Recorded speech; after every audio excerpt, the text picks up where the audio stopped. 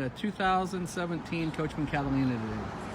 In this video, we'll be walking around, so things are going to look a little funny, but what I wanted to show you is really common issues that the factories continue to make.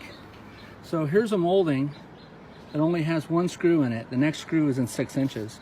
Typically, when you don't put more than one screw in here, it ends up coming loose over time, flexing and vibration. You can see where the insert molding used to be back here, and because the plastic insert moldings shrink, it slid down. Also, again, if the factory would have took and put a screw into the insert molding, which would help double secure the molding, then it wouldn't have pulled loose and it wouldn't leak. Another issue that I don't like, that we're always doing water damage on, is these tracks shrink up, and when they shrink up, it allows water to get into the molding and travel down the molding, which damages the walls and the caps. As we look a little bit closer, we're going to see right here that there's no sealant in this area, which is going to run down the wall and damage the wall. You can see that there's already separations in here, which is going to cause water damage as well. You can see on the lights where the light doesn't have any sealant on it, or it's going to leak and cause damage. Now we're going to look at this molding.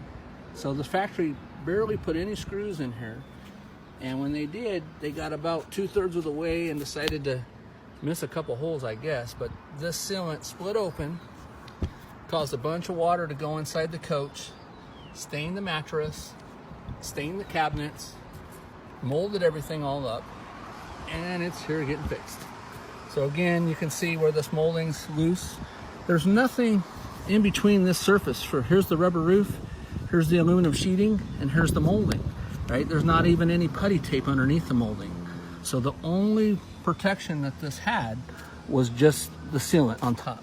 So typically when I reseal roofs, or if I'm replacing a roof, what I'll do is I'll inject Dicor in between the roof material and the aluminum.